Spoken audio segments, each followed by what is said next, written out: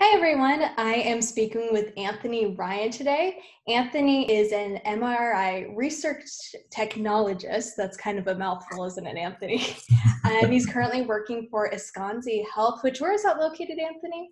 I currently work in Eskenazi Health, which is in downtown Indianapolis. Downtown Indianapolis. He used to live here in San Diego. However, it's just been a few months now that you've been living there and working there, right?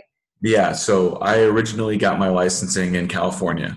Okay. I passed my X-ray boards and my MRI boards in San Diego, and then decided that we were going to move. And then when we moved, I got headhunted by this hospital because of my research background with cardiac pacemakers.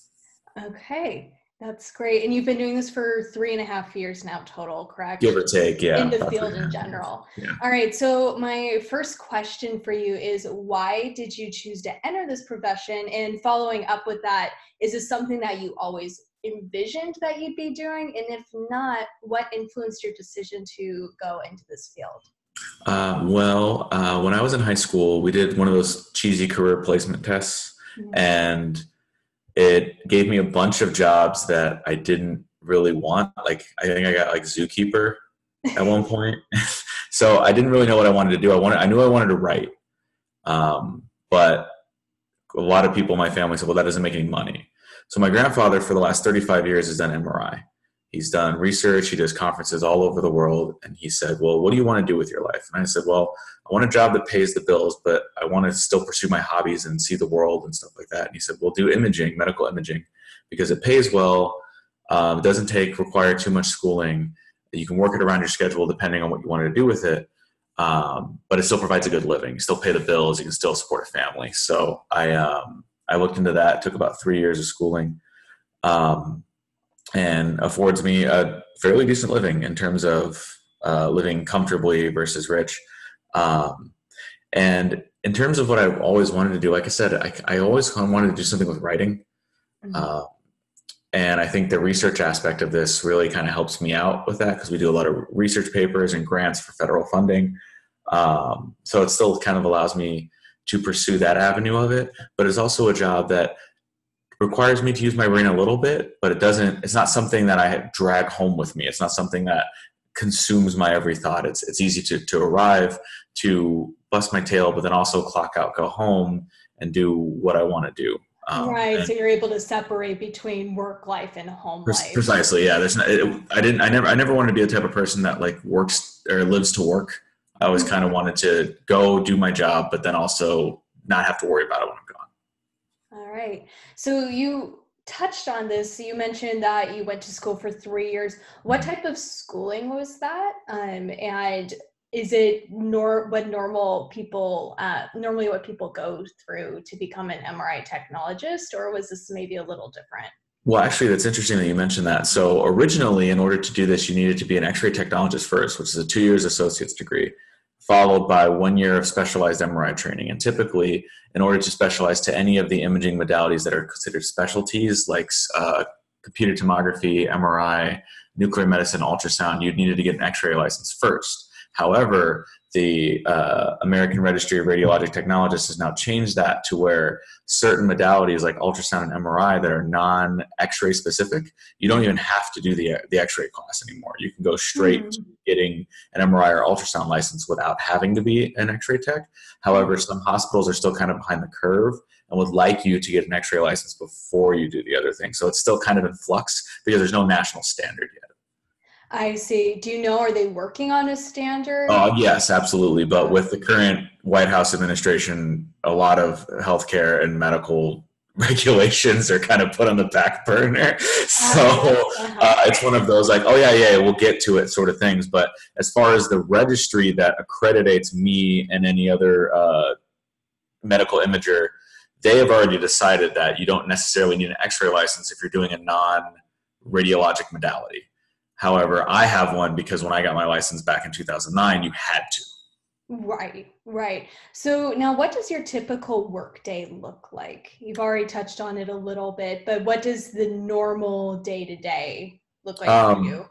well, it depends on where you're working. So with an MRI tech, when you're just a baseline tech, it depends on the workflow of the department. So if you're working in a clinic, it's usually a lot of walkie-talkie outpatients coming in for the usual meat and potato stuff, knees, shoulders, spines, ortho stuff.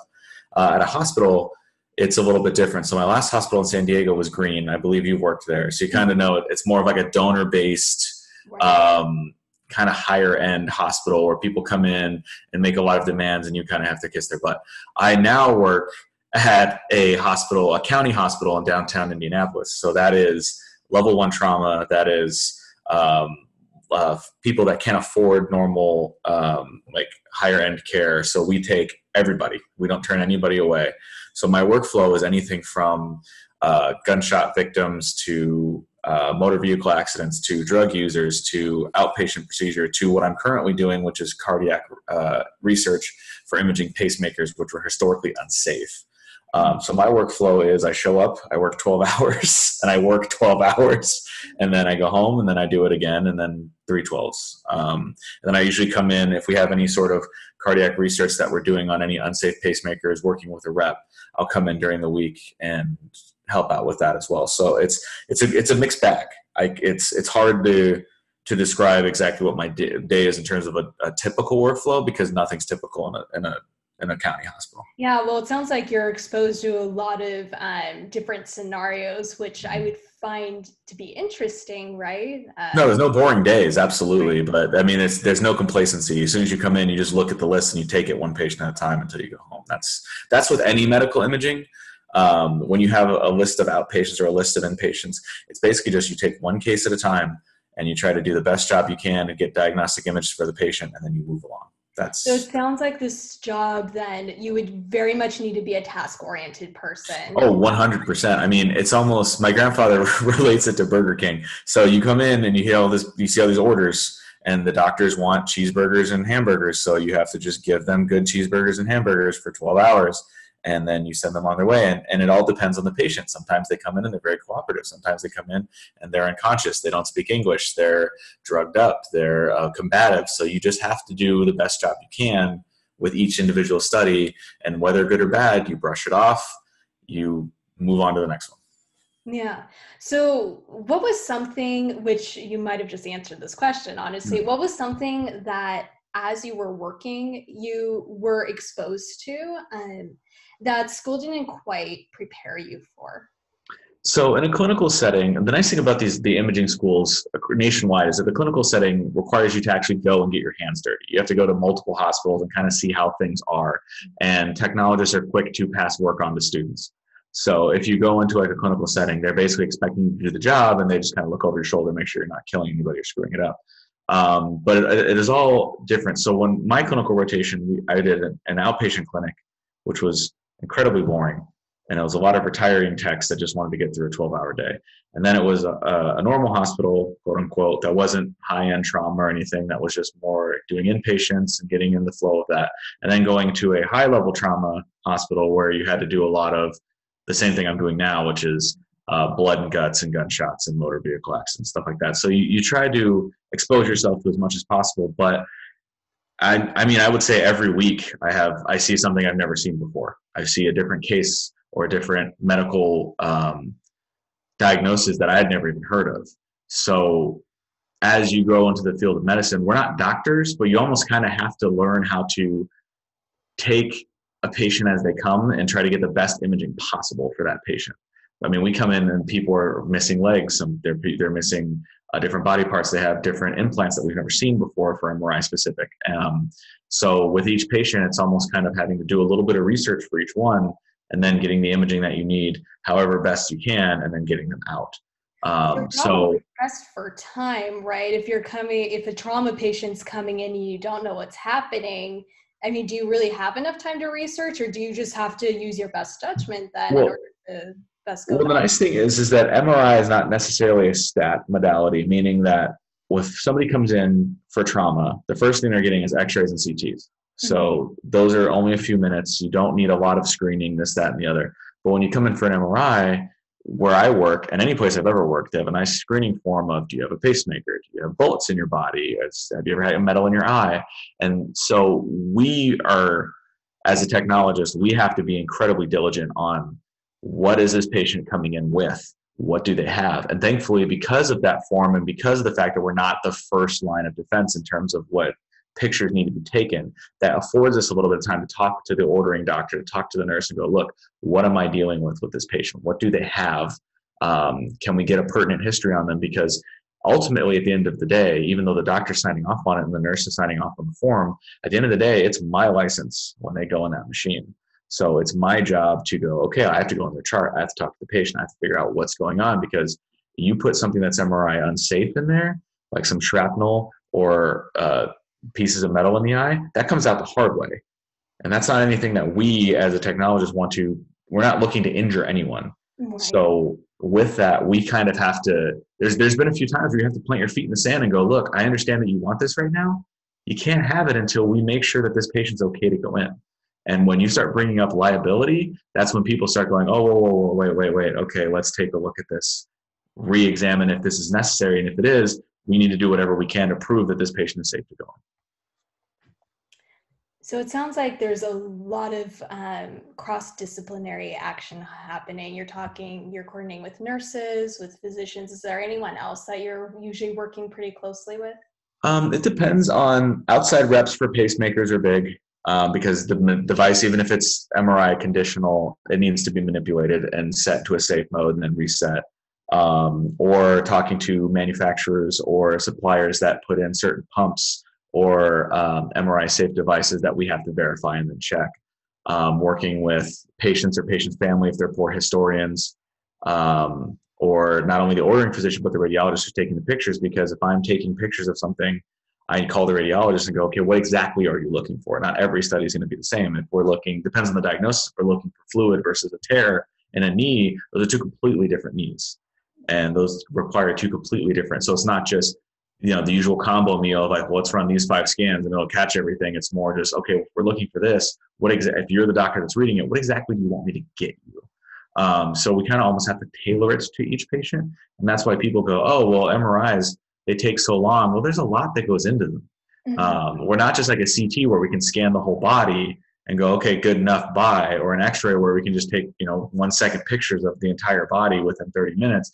I mean, even a short MRI takes 10 to 15 minutes, and that's just for a couple pictures. So if we're doing something where it's a very involved study, that can be hours on the table. And so that eats up your entire schedule. So you don't want to have a patient come in, spend 2 to 3 hours on the table, leave, and then the radiologist calls and goes, oh, hey, you did that wrong. Because that's a completely waste of your day and the patient's day.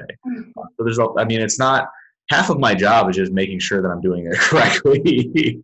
The other half of the job is the technical factors and everything you learn in school. So to carry back on your last question, they don't prepare you for that. You have to come in and basically go, okay, I almost have to be a patient historian and a physician somewhat to try and get the best study possible for this patient.